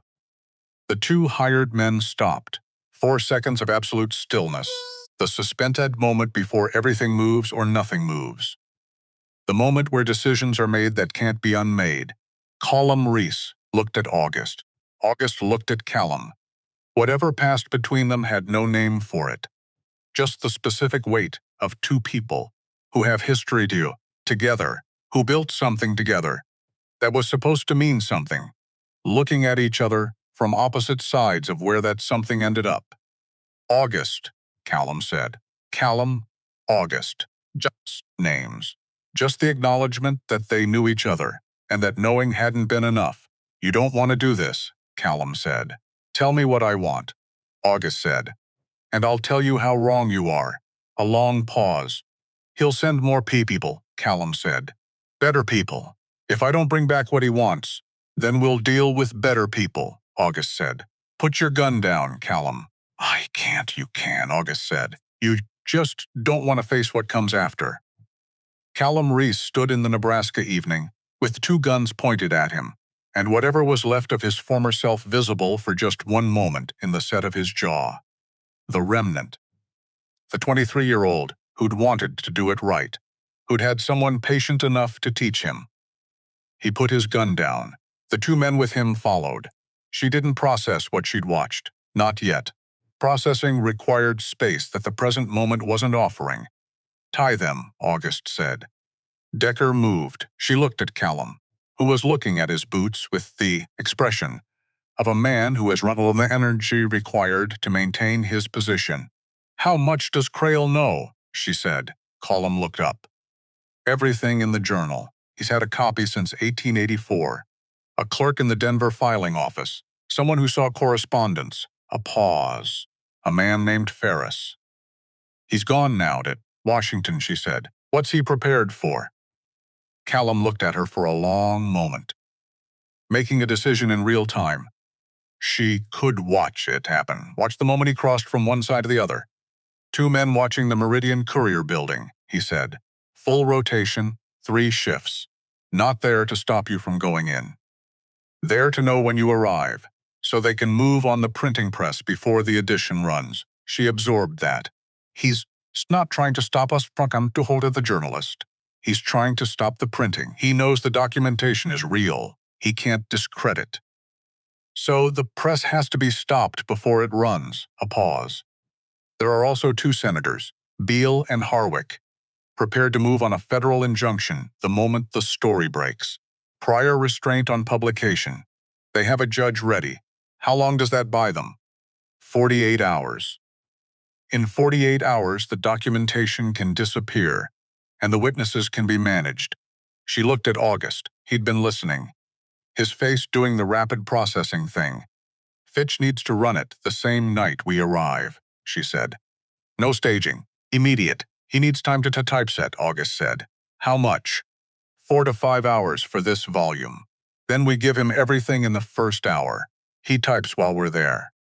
We don't leave until the press is running. August nodded. She looked at Callum. He was watching her with the expression she was accustomed to seeing on people who'd underestimated her and were updating their assessment. She'd stopped finding it surprising. She was just tired of it. Why are you helping us? She said. Callum looked at his hands. At the specific topography of his own decisions. I've been asking myself that for about 10 minutes. I think the answer is that your husband was very thorough. And I've been watching what Crail does to people for 3 years. At some point, the watching becomes a choice. She looked at him for a long moment. In Washington, she said, you'll be called to testify. I know, it won't be comfortable. I know that too. Are you willing? A very long pause. The length of a man accounting for everything. Yes, Callum Reese said. I'm willing. They left Callum and his 2 men secured in the stable. Not dangerously, with enough rope to hold through the night and enough slack to work free by morning. She wrote the location on a piece of paper and left it with the boarding house woman, who received it with the same tranquil competence she'd received everything else. You're not coming back, the woman said. No, she said. The boarding house woman nodded. Then went back to what she'd been doing, the manner of someone who has some to learn that some people come through. On their way to something that requires everything they have, and the best you can do for them is feed them and give them rest and let them go. They rode out of Cordell at 9 in the evening. 3 horses, cold night, Nebraska stars doing their indifferent, magnificent thing. She rode with the decoded pages against her chest and the journal in her pocket, and the photograph of Eli against her palm for one moment, one brief moment, before she put it away and faced the road. Decker rode on her right, August on her left. Nobody said anything for the first hour. Then Decker said, Are we going to talk about the fact that we just convinced a man working for Crail to switch sides in approximately 12 minutes? He'd been deciding for longer than 12 minutes, August said. Still, people are more complicated than the sides they end up on, she said. Sometimes they just need someone to make the decision available to them. Is that what you do? Decker said. Make decisions available? She thought about it. I think that's what Elias did, she said, and I'm following the map he left. The road went east. Washington ahead, Crail ahead, the press ahead. Her shoulder ached. Her eyes ached. Her whole body had that particular quality of sustained effort where it doesn't hurt exactly. It's just present every movement, constant, unremarkable. The cost of doing something that needs to be done. She could feel the pages against her chest. The specific weight of documented truth, not heavy, not light. Exactly as heavy as it was. She'd been carrying it for 3 years. She could carry it a little further. The stars were very bright. The road was very dark. She kept going. Washington, D.C. reached them in February of 1887. The journey east had taken longer than she'd planned. A 10-day shelter in a small Missouri town when the weather turned severe. A 2-week detour through Kentucky when August identified surveillance on the main rail line. A week in a farmhouse outside Philadelphia while she finished translating the final 3 cipher entries that August had needed time to reconstruct from modified symbols. 3 months in total. From Laramie to Washington. Long enough for the cold to change character. Washington cold was different from Wyoming cold. Wyoming cold was honest. It came at you straight and told you exactly what it was. Washington cold came off the river and moved through the streets sideways, finding the gap in your coat that Wyoming cold never thought to look for. Like the city itself had learned from its inhabitants how to work indirectly. She noticed it when they arrived. She noticed most things. 3 years of practice. They came in separately, an hour apart. Her idea. 3 people arriving together at a press district boarding house created a picture. 3 people arriving separately created nothing. She went first. A building called Harker's, the kind of establishment that existed specifically for people who needed to be in Washington, without being visible in Washington. She paid for 4 nights. Cash. Went upstairs. Stood at the window. The press district was 3 blocks east. She could see the top of the Meridian Courier building from here if she leaned slightly right. 4 stories, brick. A lamp burning in the 3rd floor window. Aldous Fitch, working late. Or someone was. She pulled back from the window, sat on the edge of the bed, let herself be still for exactly 5 minutes. The specific luxury of stillness before the last part of something that has taken everything you have. She thought about Elias. Not the grief version. The working version, the version where she runs the plan through his logic, checks it against his thinking, finds the gaps, closes them. He would have been proud of the letter she'd written in Cordell. He would have been annoyed about the shoulder and called it exactly what it was. He would have made coffee and said something quiet that reorganized her thinking in the way she never saw coming. She missed that most. The reorganization. She was doing her best without it. August arrived at 8 in the evening. Decker 23 minutes after that. She spread the decoded pages on the bed, everything they had. The full picture. We go to Fitch tonight, she said. All 3 of us. We don't wait for morning, the watchers. Decker said. Callum said too. Full rotation, we're not going in covertly. We're going in the front door. Both men looked at her. Because covert takes time we don't have, she said. If we go in the front door openly, Crail's people see us go in. They send word. They start moving. But they don't do anything to us inside the building of a newspaper office in Washington. Because that creates exactly the kind of attention Crail has spent 14 years avoiding. The moment we're inside, the clock starts. But it was already running. A pause. Fitch needs 4 to 5 hours to typeset, she said. We give him everything in the first hour. Then we hold the building until the press runs. Hold it against what? Decker said. Against whatever Crail sends. A silence? That could be considerable, August said. Yes, she said. It could. Decker looked at the pages on the bed, at the documented names and dates, at the shape of 14 years of deliberate harm, laid out in Elias Cole's meticulous handwriting. Something settled in him. Something that had been moving toward settled for 6 weeks and had finally arrived. All right, he said. August nodded. She gathered the pages, folded them, put them inside her coat. We go now, she said. The street outside Harker's, February night, cold coming off the river. Gas lamps throwing orange circles at intervals that left too much dark between them. She walked, in the middle, August on her left. Decker on her right. She saw Crail's watchers before they reached the Meridian Courier. One on the opposite side of the street, leaning against a wall with his hands in his pockets.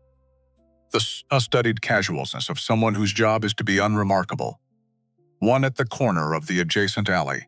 Both straightened very slightly when the 3 of them appeared. The micro-adjustment of people whose job is to notice things. Notice things in something. She didn't slow down, didn't change direction.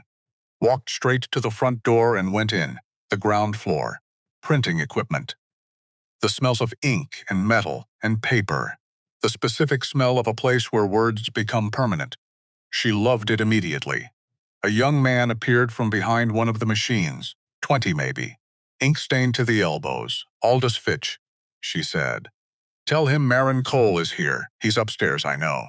Tell him we're coming up. She was already moving toward the stairs. August followed. Decker stayed on the ground floor. She hadn't needed to tell him. He understood. Third floor. A large room full of the organized chaos of working journalism. A man at the far desk who looked up. Aldous Fitch. 60-something gray. Everywhere, hair, coat, the gray of decades in newsprint.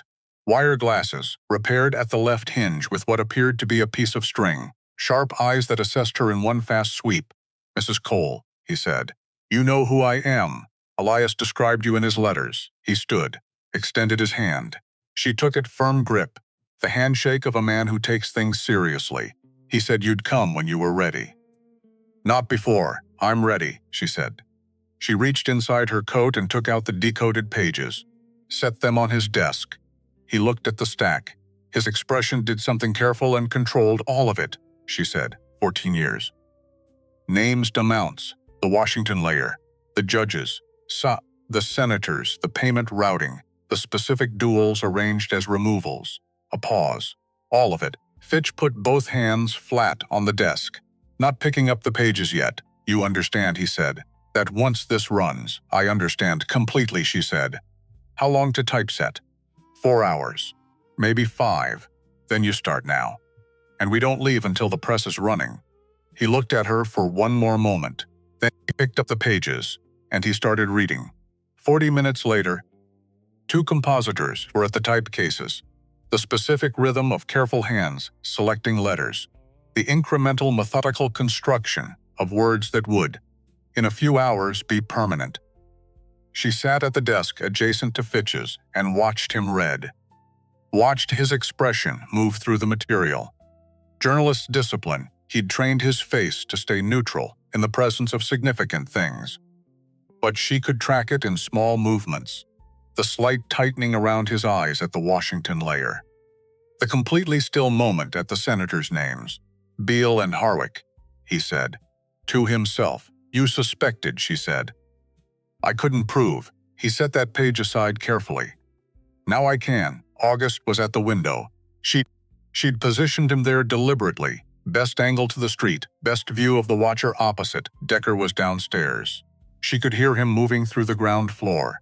Systematic. Unhurried. The sound of someone who has decided something, and is now simply being that decision. She let herself breathe. Not relax. But breathe in the way that acknowledges you've arrived at the place you've been moving toward. And the arrival deserves one moment before the work of holding it begins. 90 minutes in. August said, "Movement." She was at the window. In 3 steps, the watcher across the street had been joined by 2 more men. Not positioned for watching. Positioned for doing something. "How many?" she said. 3 visible. "Could be more around the corner." She turned to Fitch. "Keep reading. Keep typesetting. Don't stop, Mrs. Cole. Don't stop," she said. "Quiet. Firm." The field hospital voice. The voice that says, "I need you with me, not behind your fear." The press is the point. Everything else is secondary. Fitch looked at her for 1 second, then turned back to the pages. She went downstairs. Decker had already moved a large wooden cabinet, giving himself a position with a sight line to the street and cover from the glass. 3 in front, she said. "I see them." 2 more came from the south. 5 total. "They won't come through the front," August said from behind her. 2 exposed. "Someone would see." "The alley," she said. Yes, the young compositor, Percy, ink-stained and frightened and present, showed her the loading dock at the rear. Heavy door. Iron bolt, but old hinges. She could see the problem immediately. She and Percy moved 2 pallets of paper stock against the door. Not permanent, but it would make noise. And noise was information. At the 40-minute mark, the front door took a massive impact. Because they were out of patience. Because something had changed. She looked at the clock. 43 minutes. They shouldn't be out of patience yet. Not if they were waiting for the press to start. "Fitch," she said suddenly. "They think he already sent copies out." Someone saw Percy near the door. August looked at her.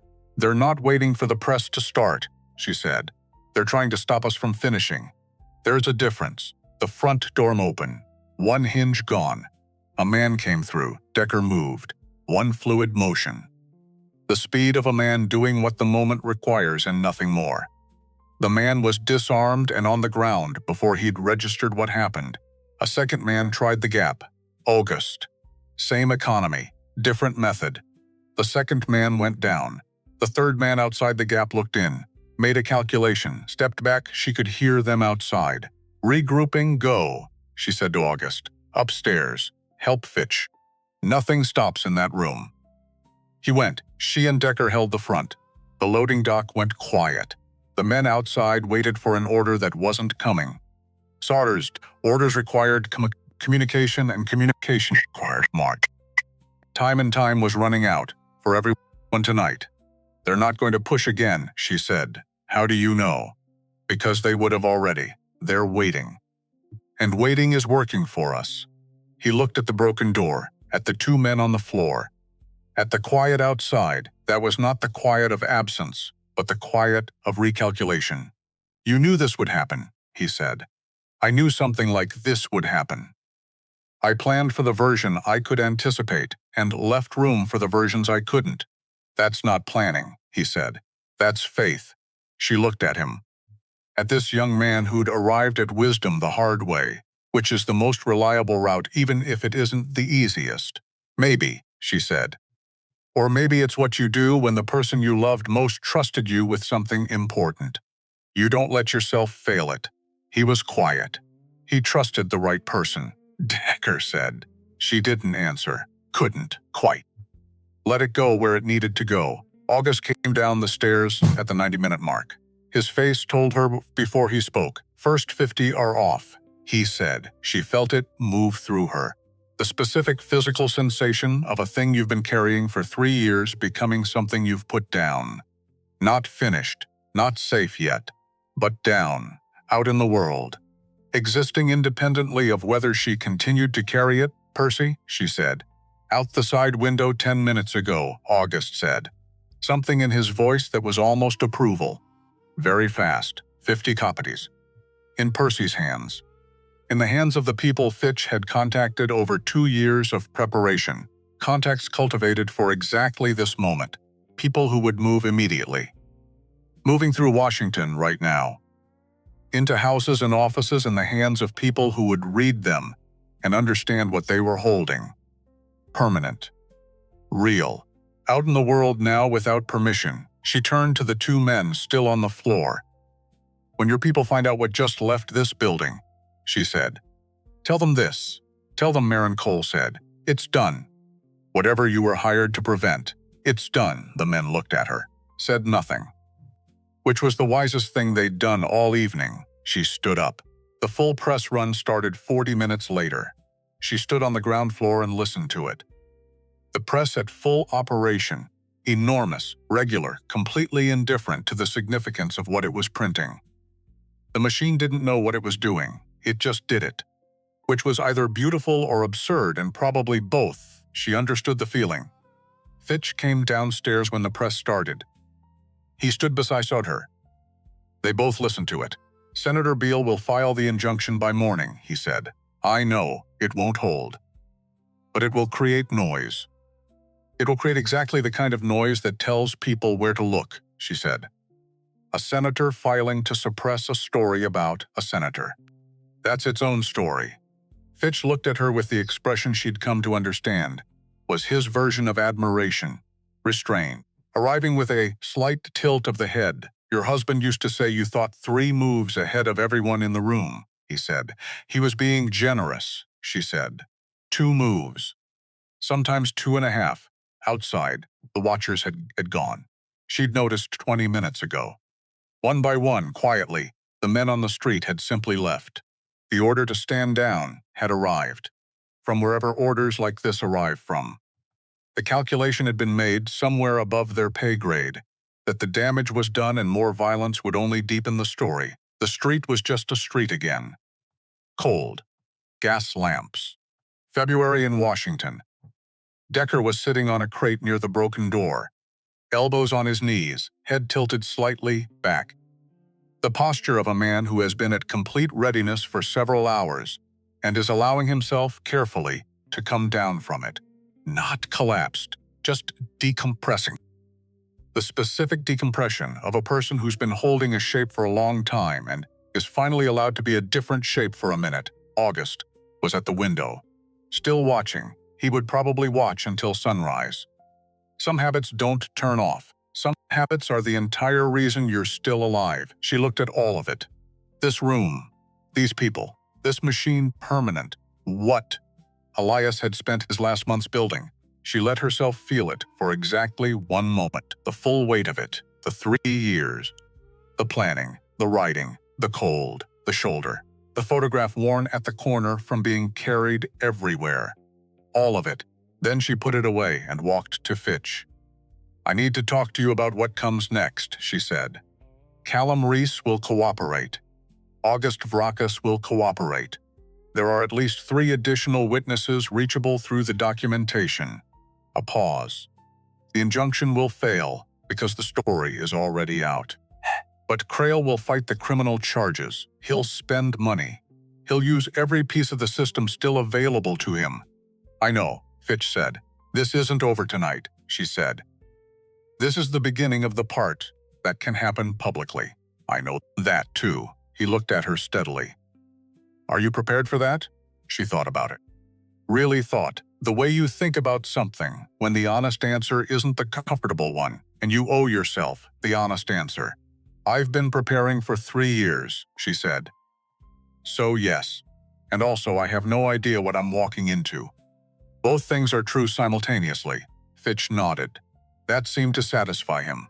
"Go get some sleep," he said. "I'll need you back here at 7.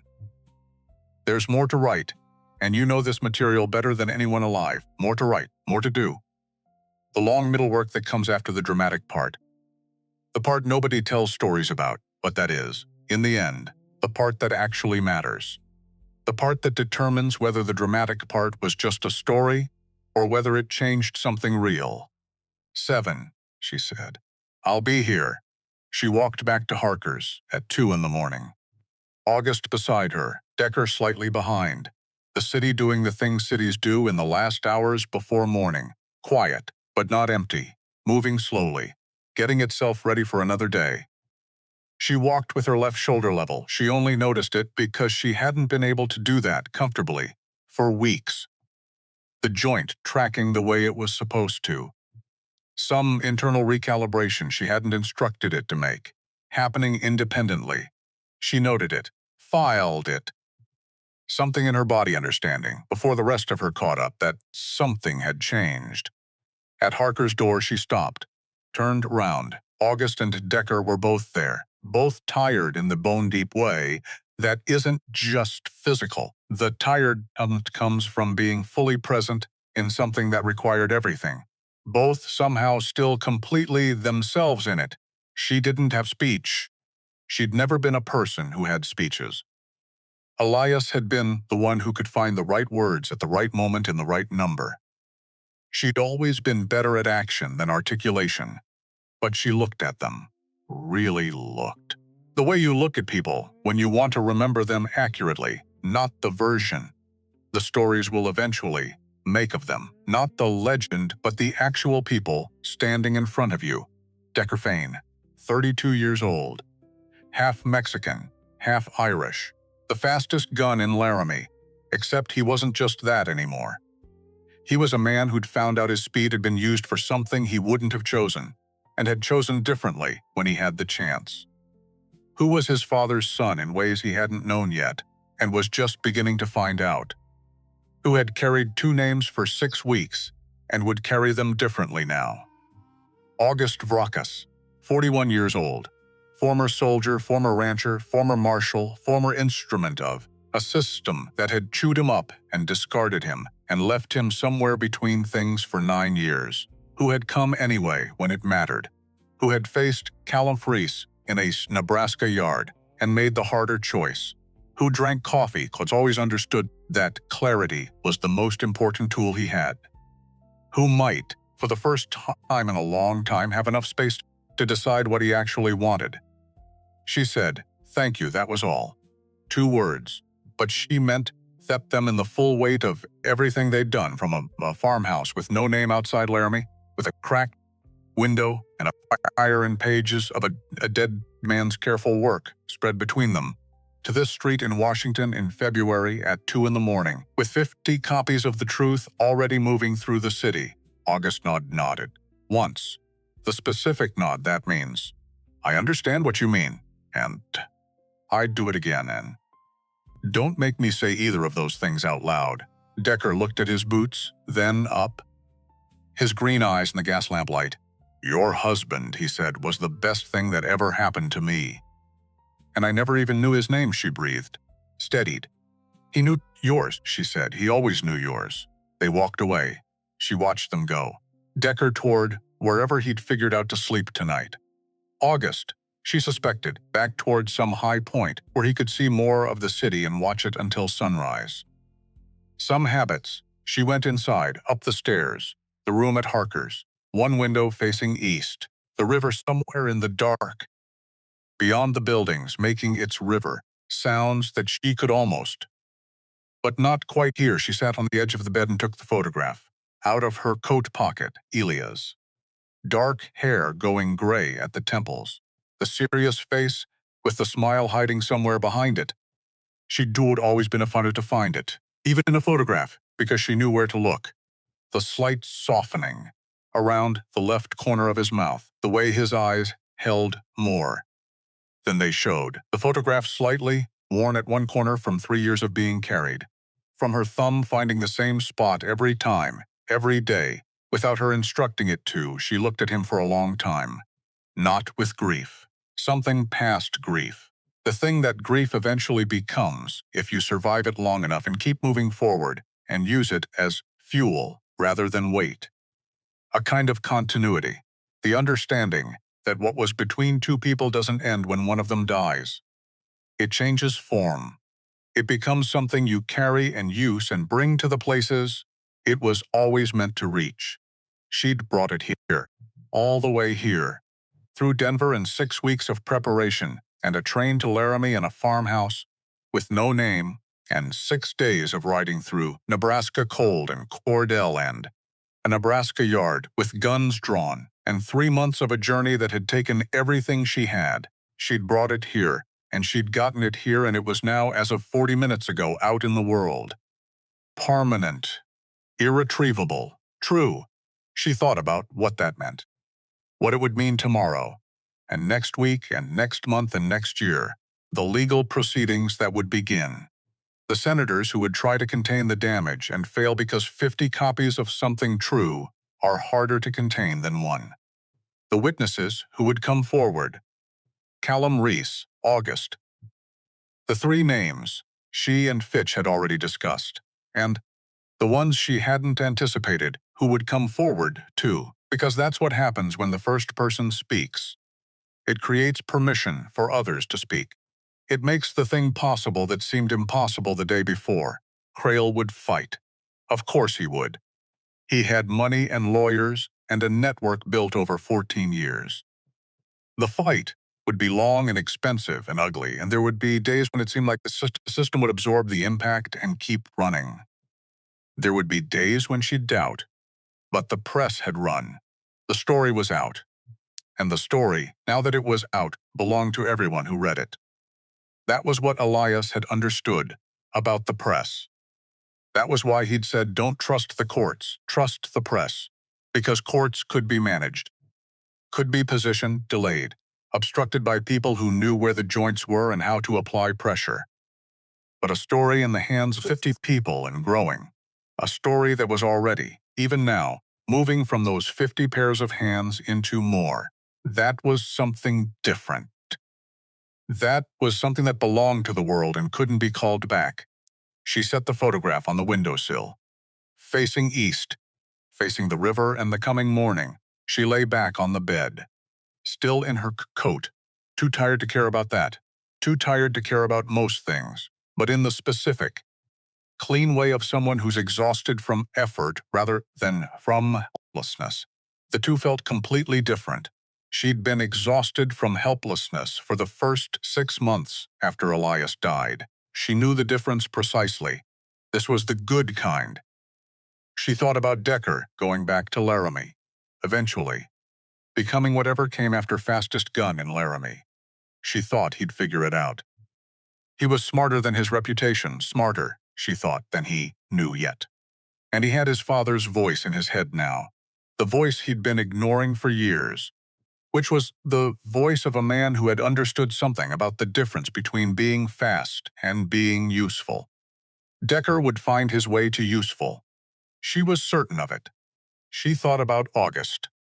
She didn't know what came after for August. She suspected August didn't know either.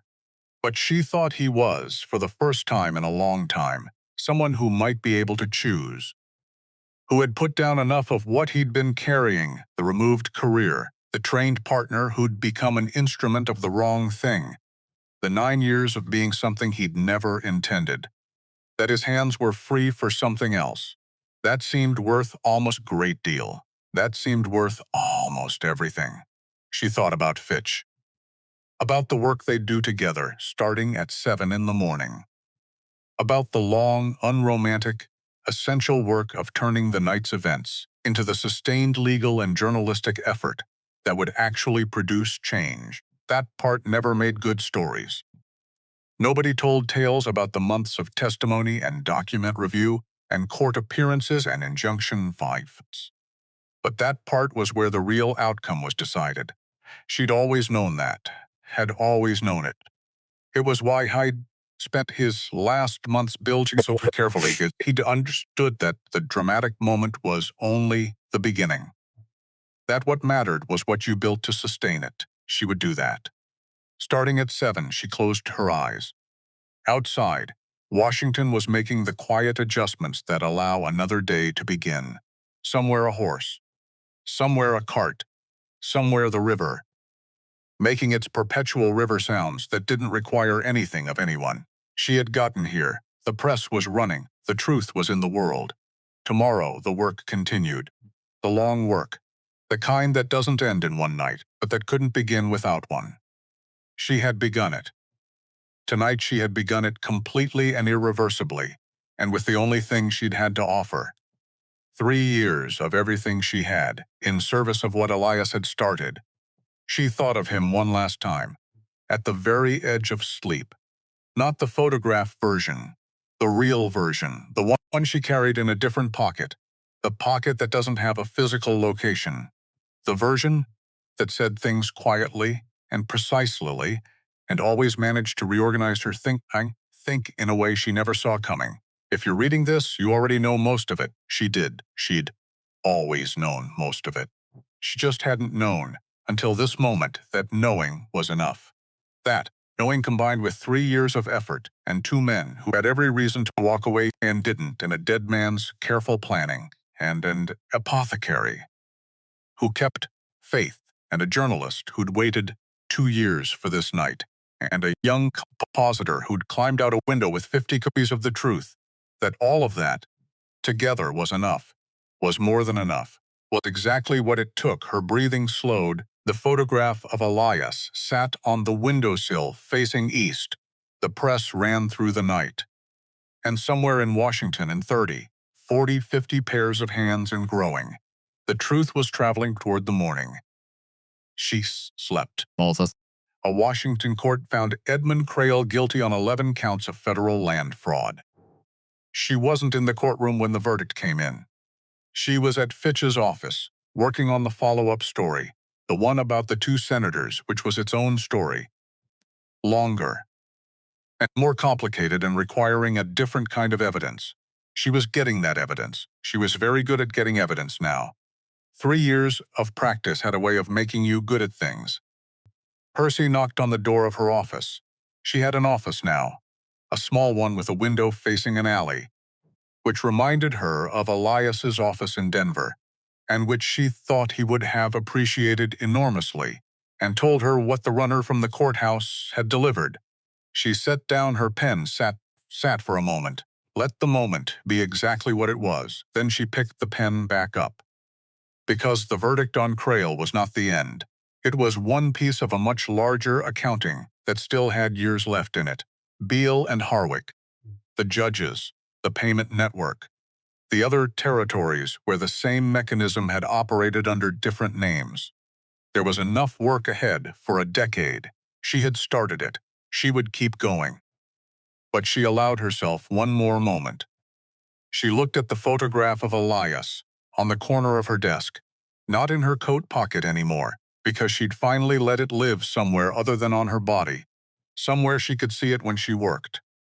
And she said, very quietly, to a man who couldn't hear her and would have told her she didn't need to say it out loud anyway, "We got here." Then she went back to work.